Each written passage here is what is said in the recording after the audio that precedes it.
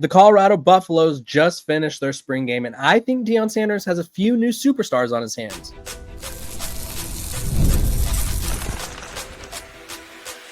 You are Locked On Buffs, your daily podcast on the Colorado Buffaloes, part of the Locked On Podcast Network, your team every day.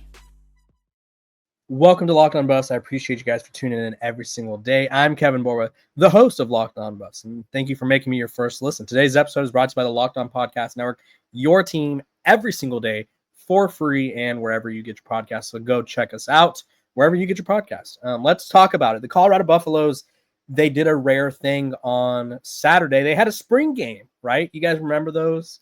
Back in the day, it was glorious, right? These college football teams would play these meaningless scrimmages, but still give college football fans a little glimpse into the future of their team, so that way they could get familiar with new players, see some young recruits get opportunities, and see some guys who maybe you're not familiar with play, right? And now everybody in college football is a stick in the mud and doesn't want to do that anymore. But Coach Prime did it, and while it wasn't an eventful game and the scoring system was quite confusing, honestly, I needed to write it down.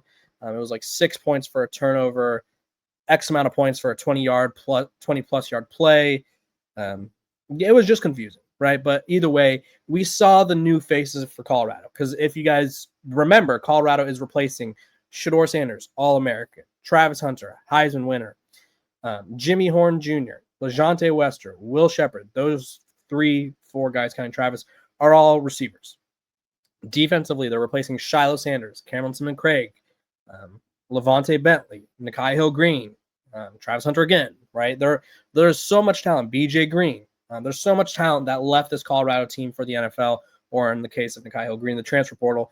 And so there was a lot of new guys from the portal and freshmen who got an opportunity to play today. And so I'm going to run through who I thought stood out the most, and I'm going to rank them from who I think was really good to who I think has star potential. So starting with the really good guys, Martavius French, the UTSA linebacker transfer, he was disruptive. He made a few good tackles, a few good plays, loved his energy on defense, and I think he's kind of got that fiery passion that coaches and other teammates will love.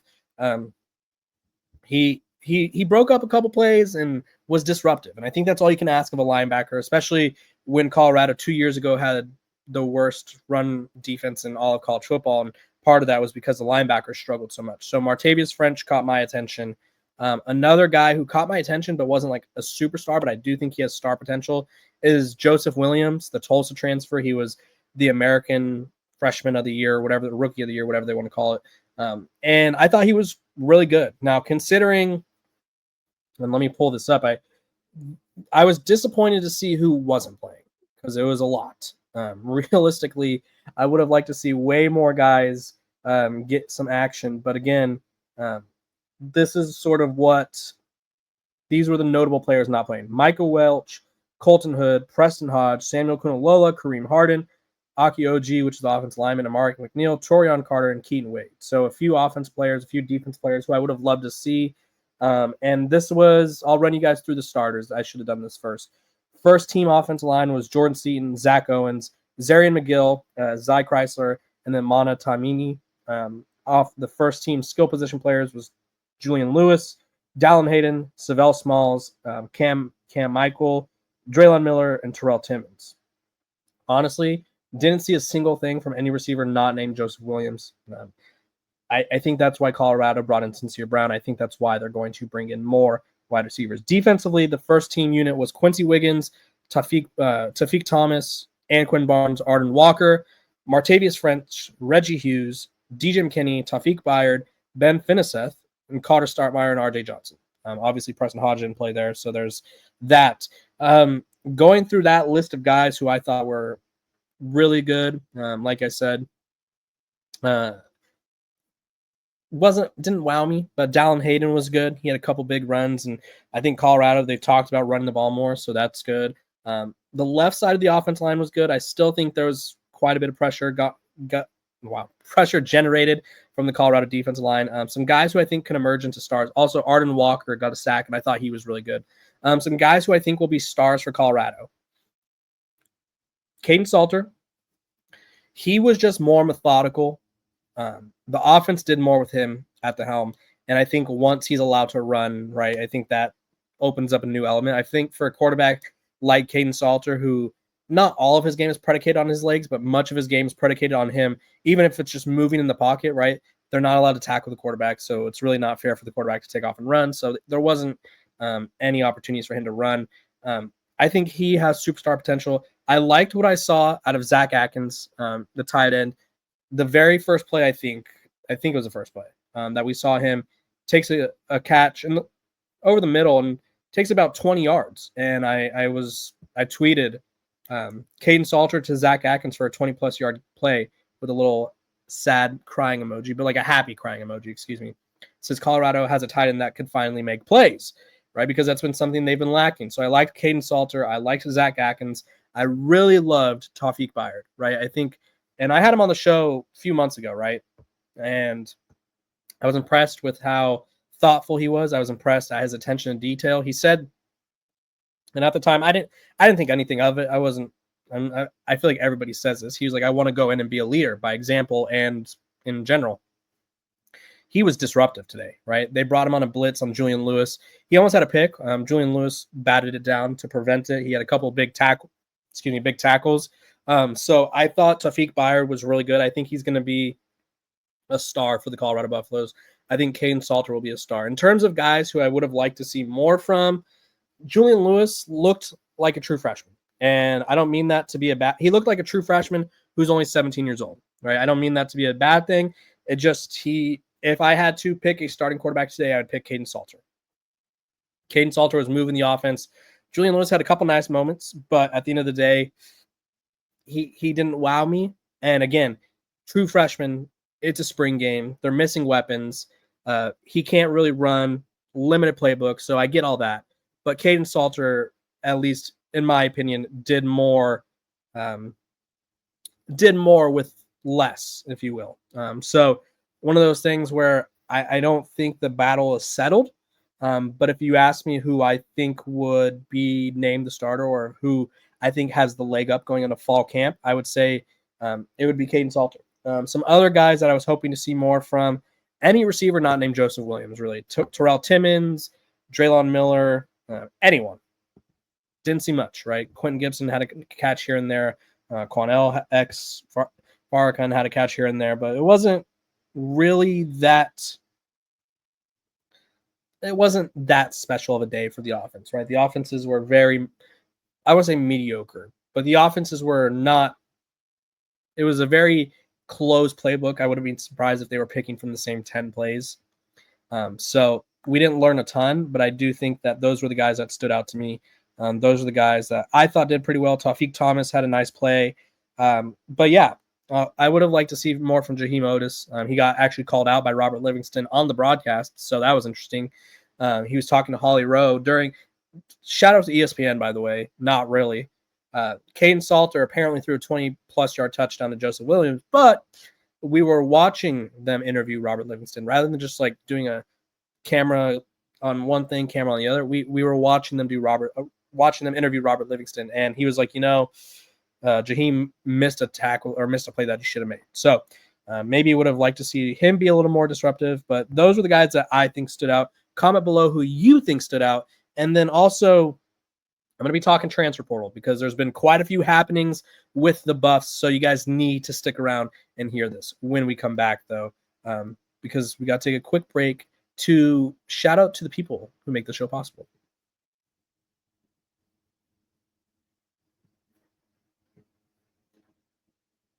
This episode of Locked On Buffs is brought to you by the Amazon Fire TV Stick. Did you know your Fire TV is also an Xbox? Turn any TV into your gaming and entertainment hub with Fire TV Stick 4K devices. No console required. Just grab your paired controller, subscribe, or sign into an Xbox Game Pass Ultimate with EA Play included, and you're ready to play. Dive into hundreds of premium titles from EA Sports College Football 25 to Call of Duty Black Ops 6 and Avowed as easily as you stream your favorite shows. It's gaming made simple, and it's all on your Fire TV. They have latest technology for elevated playing with Wi-Fi 6/6E and auto low latency mode advanced technology.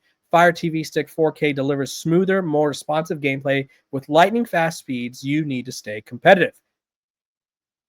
If you want to go game out or whatever, this is the place to do it. So head to amazon.com/Fire TV locked on to get started. Xbox Game Pass, Ultimate subscription, and compatible controller required. Available on select devices, including Fire TV Stick 4K 2nd Gen, Fire TV Stick 4K Max 1st and 2nd Gen, and Fire TV Cube 3rd Gen. Go check them out over at Amazon Fire TV.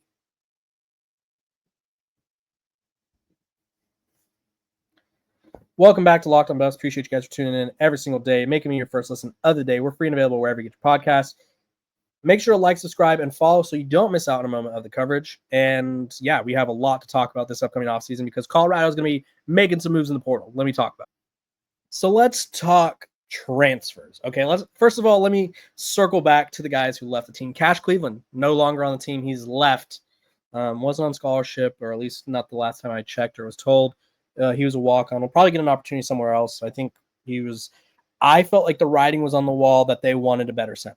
They brought in Zarian McGill, who is an all-conference guy, and they're going to bring in another one.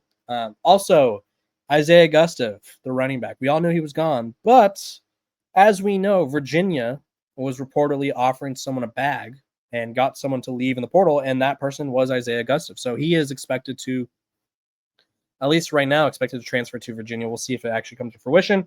But the Buffs had a big visitor list at the spring game, starting with Blake Steen, offensive tackle for Virginia, 12-game starter, 6'5", 315 pounds, number 4 offensive tackle in the portal, probably would immediately start. He played at right tackle too, so he would be the perfect pairing with Jordan Seaton there.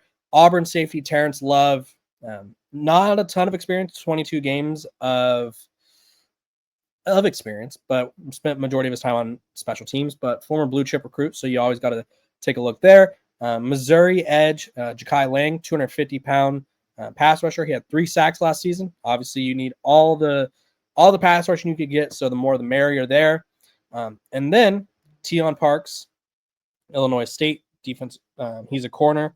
And as I'm recording this, offensive tackle Jay Gardenhire plans to transfer. So freshman, 6'8", 365 pounds. Just got to Boulder in January. I literally just saw that right now. So Jay Gardenhire is out at Colorado after 3 months, 4 months. So, I mean, it's not for everyone, I guess. But back to who was visiting Deion Parks. He's a corner, played at Illinois State, 45 tackles, 11 pass breakups in 2024. Obviously, that's you always could use a hard-nosed corner there.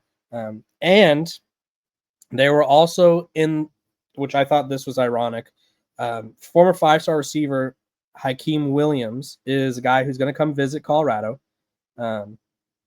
He was the 5-star that Travis Hunter had a little beef with back in the day, who he said this at Florida State: "Ain't no Travis Hunter over here. We locked in time to work," when he first committed to Florida State. Now he's going to try to replace Travis Hunter possibly, but he's a big dude. 6'3", 215, super fast. I think it would be worth taking a flyer on him. If you're Colorado, why not? Also, Savion Riley announced his commitment today as well. He's going to Georgia Tech. And then Coach Prime confirmed all the positions, which I know you guys always want to argue with me, and you're like, oh, we have this guy, we have this guy. He confirmed the guys that they want to target, or not the guys, the positions that they want to target in the transfer portal. And defensive tackle, linebacker, safety.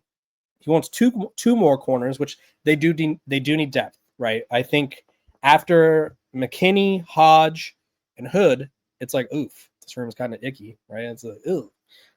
Wide receiver, I've been saying they need one more, possibly 2 more. I'm not even convinced Sincere Brown will be the guy that they need.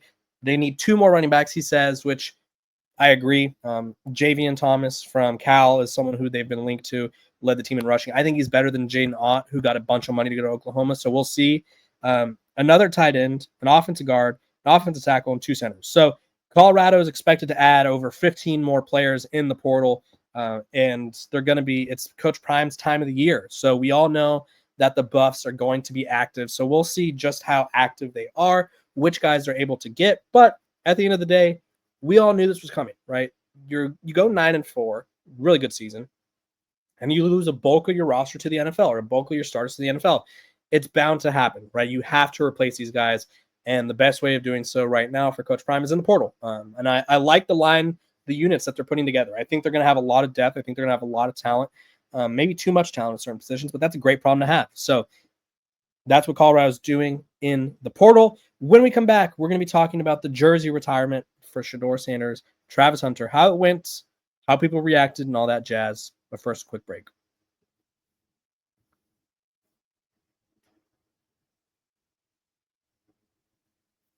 Welcome back to Locked On Buffs. Appreciate you guys for tuning in every single day, making me your first listen of the day. We're free and available wherever you get your podcast.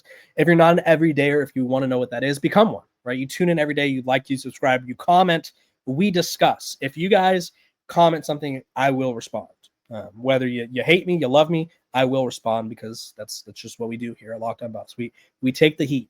So, speaking of taking heat, Shedeur Sanders, Travis Hunter, they had their jerseys retired before the game. It was announced that Colorado's legendary coach, by the way, the one that led him to a title, that guy, he's going to be getting a statue. And I think that's a pretty important thing for Colorado.